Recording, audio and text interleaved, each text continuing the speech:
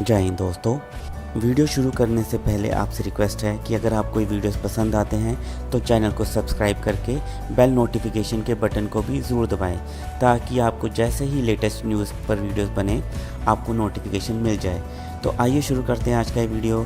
जय हिंद, जय भारत। पाकिस्तानी रुपी पहुंच रहा है 240 के आसपास। वैसे तो 230 क्रॉस कर गया, लेकिन 240 के आसपास पहुंचने की इसकी जो संभावनाएं जताई जा रही हैं वो बहुत ही, जिसे बोलते हैं, बहुत ही स्ट्रांग है। देखिए, पाकिस्तान तो देखा जाए तो एक हमारे कहते खत्म सिंह, तो खत्म सिंह वाली परिस्थिति है। वहां बचा क्या है? ये जो डॉलर का रेट तेजी के साथ ऊपर गया है पाकिस्तान में सिर्फ 2 दिन के अंदर। आपको लगता है हर चीज़ का है जो हम जिम्मेदार ठहराते हैं वो इंडिया को ठहराते हैं। कुछ गलत हो जाए पाकिस्तान में हम कहते हैं इंडिया ने किया है, कुछ हो जाए हम कहते हैं इंडिया की इन्वॉल्वमेंट थी, इस वजह से हमारे साथ ऐसा हुआ। क्या आपको लगता है कि जो अब पाकिस्तान के एसेट्स बेचने पे आगे हैं, क्या इसमें भी इंडिया इन्वॉल्व है? देखें, ये बिल्कुल ना यानी कि बच्चों वाली बात है कि यार जो भी काम कर रहा है ना, अगर सरसों उतारने वाली बात है कि चलो यार किसी पे नाम नहीं आ रहा, चलो इंडिया पे दे दो, अमेरिका पे दे दो, फलाने पे दे दो। मैं क्या कर रहा हूँ? देखिए, मैं तो अपनी आंखें बंद करके बैठा हूँ कि मेरा मुल्क जिस तरफ जा रहा है मैं पीछे बैठ के तालियां। ओ भाई, मुझे स्टैंड लेना पड़ेगा, मुझे खड़ा होना पड़ेगा। अगर ऐसा होने जा रहा है तो इसका जिम्मेदार कौन है? इसके जिम्मेदार आज भी हम यहूदियों को कहेंगे। अपनी गलती को हम कब जाके एक्सेप्ट करेंगे, कब ये मानेंगे कि आखिर हमारा भी कोई कसूर है? इतने पूरी दुनिया के लोग इतने फारग नहीं बैठे कि पाकिस्तान को नुकसान पहुंचाने का दिन रात सोचें। हम पाकिस्तानी जब खुद बेहतर होंगे तभी हमारा मुल्क बेहतरी से तरक्की करेगा। तो सर, मैं आपको बताना चाहता हूं, अंकल आप भी सुने, आंटी आप भी सुनिएगा, ठीक है? बात कुछ ऐसी है कि टैक्स रिकॉर्ड इकट्ठा हुआ पीटीआई के दौर में, इमरान खान साहब के दौर में, जब वो वजीर आजम थे। कसूर उनका नहीं है, उनको जो बताया गया वो सुनिएगा आप कि टैक्स इकट्ठा कर लें। तो सबने मिलकर खान साहब को कहा कि टैक्स इकट्ठा कर लेते हैं। टैक्स इकट्ठा कर लिया। मुल्क की मईशत का क्या हाल है भाई? क्या हाल है मुल्क की मईशत का? ना, ये बोलना नहीं यार, इस तरह से फैमिली शो है ये। आप देखें, फैमिली देख, इस तरह की बात आप नहीं करें घर में।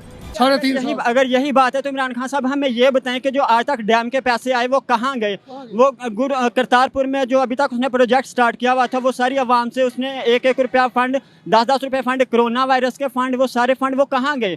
किसी तो लगे होंगे ना कहीं भी नहीं लगे। वो सरासर ज्यादती और पाकिस्तानी अवाम पे ना। इसके पीछे साजिश किसकी है? ये कौन? वो खुद ठीक नहीं है। इमरान खान साहब खुद नहीं है। वो एक नहीं, ऐसे नहीं देख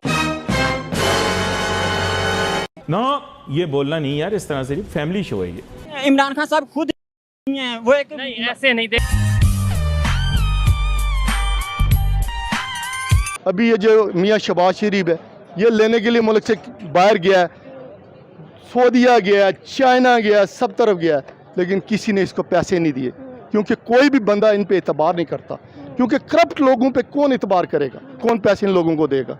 ये सोचने की बात है ना। तो आईएमएफ कैसे इन पे एतबार करेगी? तो इसके पीछे कौन हो सकता है, किसका हाथ हो सकता है? क्योंकि शुरू से हम यही सुनते हैं पाकिस्तान में जो भी होता है उसके पीछे कभी कोई। अमेरिका का हाथ है ना। सर, मुझे ये बताएं, अमेरिका क्यों पाकिस्तान के पीछे पड़ा? मुझे जरा मुफाद है ना। क्या मुफाद? आप देखें ना, हम उनसे कर्जे लेते हैं, कर्जे आप देखें कितने उसको किसकी शक्ल में देते हैं। $8 230 का हो चुका है। बिल्कुल मुफाद है उसका। तो मुझे ये बताएं, अगर आपके घर में कुछ गलत हो और आप उसका कसूर हमसाये पे डाल दें तो अच्छी बात? नहीं, ये अच्छी बात नहीं। मैंने अपने घर को बेशक हमसाया बीच में इन्वॉल्व हो, इसमें कोई नहीं, मैं ये नहीं कहता कि अमेरिका इन्वॉल्व नहीं होगा या कोई दूसरा कंट्री, लेकिन हम आपका घर अगर उसे इजाजत देगा, मौका देगा, आपके घर में से कोई जो सा गद्दार होगा या कोई वतन परस्त होगा तो फिर ही किसी दूसरे को मौका मिलेगा। बिल्कुल सर, हमने पहले अपना घर ठीक करना है। आप कितने मिलियन बिलियन डॉलर डालते जाओ, सब स्वाहा है, सब खत्म है। मान लीजिए पाकिस्तान में एक अग्नि जल रही है और जिसमें डॉलरों की आहुति चढ़ रही है। मैं कंपेयर नहीं कर रहा, पर इट्स अ बॉटमलेस वेल। यहाँ आप कुछ भी पैसा डालोगे, भी $8 बिलियन डाला, $3 बिलियन डाला, $5 बिलियन डाला, आपके हमारे सामने 20-25 बिलियन डॉलर तो कुछ एक आध साल में डाला। कहाँ है वो $25 बिलियन? अब किसी पाकिस्तानी एनालिस्ट की माने तो ये पैसा दुबई और बर्मिंघम पहुंच गया था, मियामी पहुंच गया था, वहां रियल एस्टेट की कीमतें बढ़ जाती है। हकीकत जिंदगी ये है। पैसा तो फिर बाहर गया साहब। अब आप डॉलर की बात करें, आईएमएफ का लोन नहीं आया।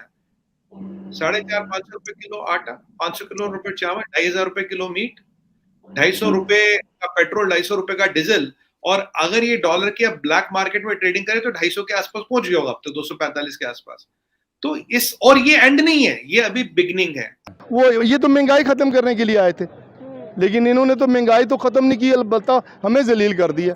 इसमें कोई शक नहीं है, भर भर के जनाब डॉलर भेजे ओवरसीज पाकिस्तानियों ने, लेकिन मईशत की अभी भी डैश, समझ जाए अभी भी वही हाल है। तो सबसे बड़ा हमें असल में अपने आंखें खोलनी पड़ेंगी कि हमारे मुल्क के साथ ये लोग क्या कर रहे हैं, और हम अभी भी स्टिल इनकी सपोर्ट में निकल रहे हैं कि चलो यार खाता है तो लगाता भी है। ये बिल्कुल जो समझ ना आने वाली बातें हैं कि जो अभी भी हमारे पाकिस्तानी कुछ लोग हैं जो जिनकी अकल बिल्कुल ही बंद हुई है, वो इस तरह की बातें कर जा रहे हैं। नहीं है, इमरान खान साहब बिल्कुल गलत कह रहे हैं, ऐसी कोई भी बात नहीं है। आपको नहीं लगता ऐसा? मुझे नहीं लगता। अगर ऐसा होता है तो इसके पीछे कौन होगा?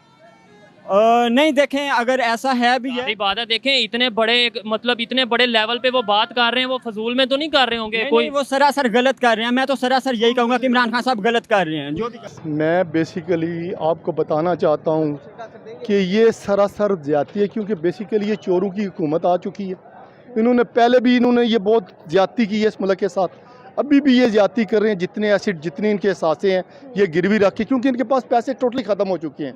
क्योंकि जितने पैसे इन लोगों ने इलेक्शन हुए हैं, ये हुए, धांधली हुई है, सब कुछ हुआ है, इन लोगों ने इसमें पैसे जो है ना अपने सारे ख़त्म कर दिए हैं। अब इनके पास यकीन करें कि कुछ भी नहीं है, और ये एहसासें बेच के मुल्क का दिवालिया करना चाहते हैं। लूटी हुई दौलत 200 अरब डॉलर, दूसरे मुल्कों में 100 अरब डॉलर IMF के मुंह पे मारेंगे, 100 अरब डॉलर से तरक्याती मंसूबे लगाएंगे।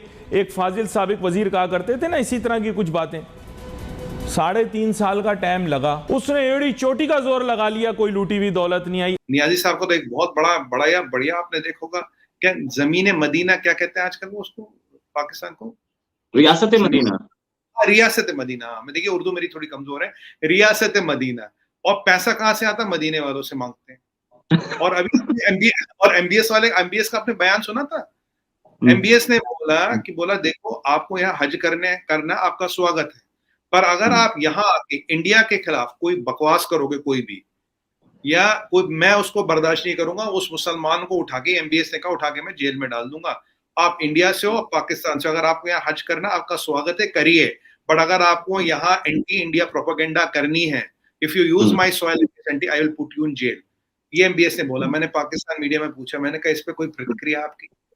कह रहे ये चीजें तो चलती रहती है, हमने तो सुना ही नहीं। जब मैं छोटा था रोहित भाई, एक बार क्या होता, कुछ थी तो टीचर ने 2 थप्पड़ मार दिए। बॉयज सब आसपास देख रहे, सब देख देख के हंस रहे ऐसे। तो मैंने कहा अब हंस रहे हैं, मैं क्या? तो मैंने ऐसे कहा मुझे तो लगी ही नहीं। वही हाल है। वो पंजाबी में कहता मैं तेनू वेखिया ही नहीं, हमने तो सुना ही नहीं। क्या यकीन करें, हमारा मसला जो है वो हमारे से छुपाया जा रहा है। हमें जान के जब चाहे 1 मिनट में मजहब के नाम पे लड़ा दिया जाता है। 1 मिनट में हमें किसी के वो एजेंट बना के या कुछ भी करके उस पर टैग लगा के उस जो बोलता है, जो सच बोलता है, उसको दबा दिया जाता है। जब तक ऐसा होगा मुल्क नीचे से नीचे जाएगा और हम दुनिया भर में शर्मिंदगी का सामना करना हमारी मजबूरी हो जाएगी।